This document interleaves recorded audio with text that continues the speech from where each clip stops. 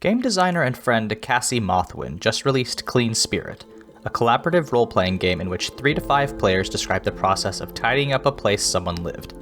Maybe your characters are moving out, maybe they're preparing for a big dinner, and maybe they're sifting through the dwelling of a departed loved one.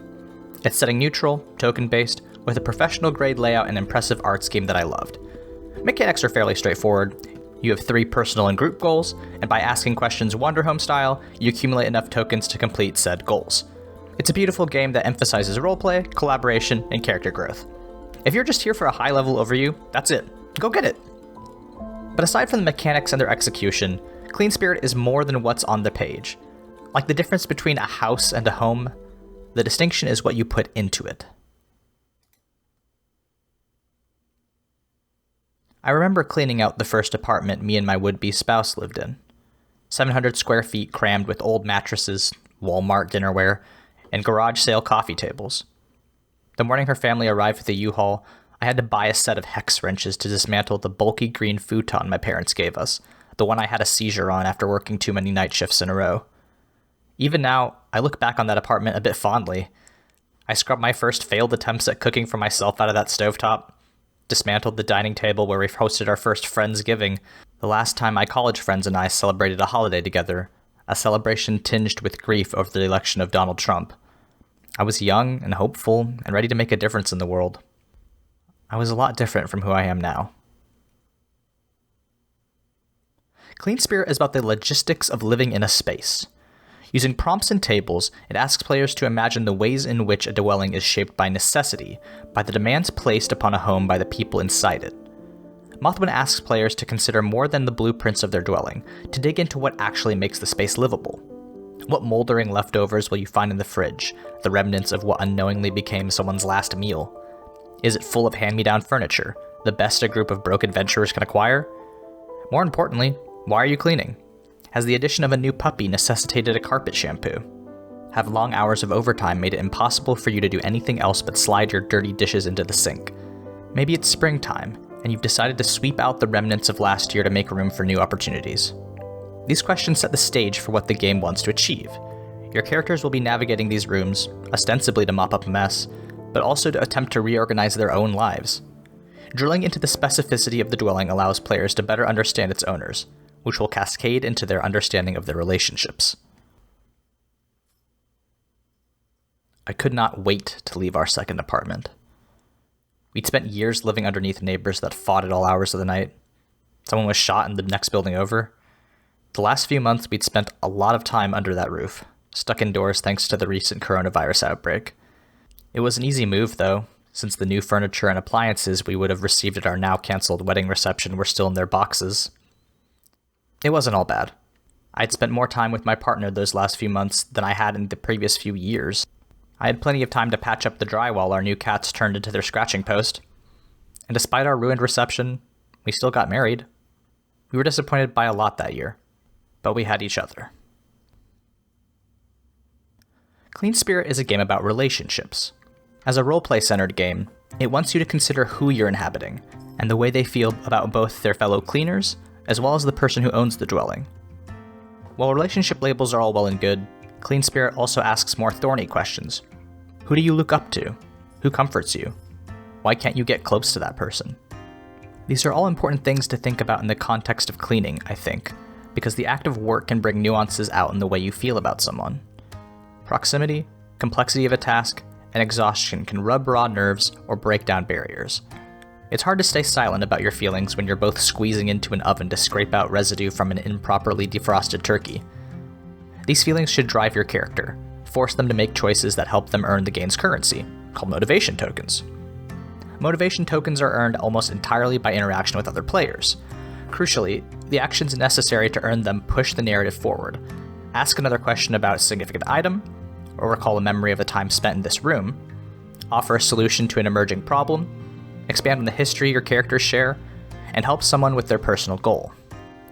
Creating these scenes, answering these questions, and elaborating on the complicated ways your characters feel about each other and their lives is the whole point of Clean Spirit. There's plenty of role-playing games that give players opportunities to talk about their feelings, but Clean Spirit contextualizes your relationship within a single, defined space. That specificity matters. It's one thing to tell your mentor you're ready to leave their tutelage. It's another thing entirely to have that conversation happen as you pick up plates of mini hot dogs after their birthday party. Centering the game's progression on how you react to each other within a certain context lets you explore aspects of a character in a new way. You can learn a lot about someone by working alongside them, and you'll be surprised at what hopes, dreams, and disappointments you'll discover. I recently moved again. It was easier in many ways since it was only an hour from the place where I earned my graduate degree. It was harder too, not just because of the stairs, but because of the compromises we had to make. We'd wanted to rent a house, but the volatile market and shady housing companies drove us away. I got a new job, one I think is necessary and valuable, but I'm making less money than ever before. And though I love the state I live in, the past few years of reactionary legislators clawing at each other's throats to pass the most hateful policies possible made me dream of an escape to a place that loved me back. That's the thing about moving, especially when you're on a lease. There's no perfect apartment, there's no perfect job, there's only the best you can do before the clock runs out. We all make compromises. We don't have a choice. We're all, in some way, running out of time. Clean Spirit is a game about disappointment. Or rather, it's a game about making your peace with not getting everything you want. When you start the game, you establish 3 group goals and 3 personal goals. These are all tied up in your characters and the space you're cleaning. Do you want to honor a fallen comrade? Do you want to add a personal flair to a new home? Or do you want to find something you lost long ago, be that a family heirloom or trust in your sibling?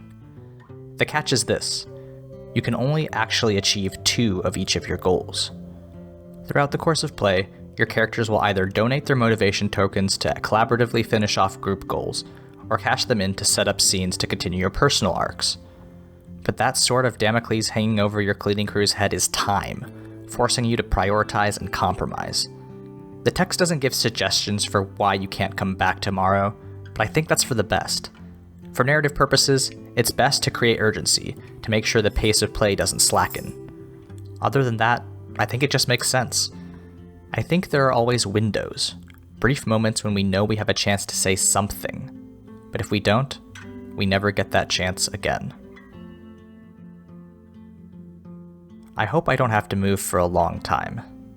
I don't relish the thought of jamming everything I own into 100 cardboard boxes and driving them across the country, only to repeat the process in reverse at journey's end. Every time, it's exhausting. I think Clean Spirit connected to my exhaustion in a way that makes my relationship with the text strange. I couldn't separate its premise with the last few years of my life, zipping up and down the Hoosier state in pursuit of something better. With each new apartment, I had to pack up all my own baggage too, throwing out the hopes I couldn't make room for, and dragging around the weight of those insecurities I couldn't figure out how to get rid of. I spent a lot of my adult life cleaning, washing dishes, folding laundry, disinfecting wounds, mopping blood off of hospital floors. Every time, it's hard work. Clean Spirit is a beautiful game, one that both stands alone as an excellent roleplay experience, as well as one that would slot into any long-form RPG campaign as a bit of character-building downtime. But it is, like the difference between a house and a home, what you put into it that matters. For me, this game will always remind me of sweating in the Indiana sun, saying goodbye to my naivete and accepting that there's no such thing as a perfect apartment, there's no such thing as a perfect career, and there's no such thing as a perfect life. For me, this game is about taking a look at the dwelling you have and the people you share it with, and saying, we're not perfect, but we're together. And we'll keep compromising and cleaning, packing and unpacking, working as hard as we can to make our home truly ours. One day, when I'm forced to make a hard choice, to settle for 2 out of 3, I hope I can do it gladly. Well, thank you so much for watching. If you like this video, let me know. It was a bit of a personal one, but you gotta meet the games where they meet you. I don't know what to tell you. If you like what I'm doing, you can follow me on Twitter at AaronSXL, where I tweet about tabletop RPGs, health policy, and writing.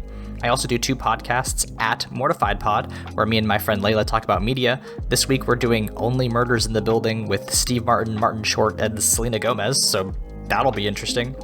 And on at The Bible Boys, me and my 2 ex-evangelical friends talk about Christian media. We just covered Risen, which is basically CSI Jerusalem, and it was it sure was a movie. So if that sounds interesting to you, please check that out.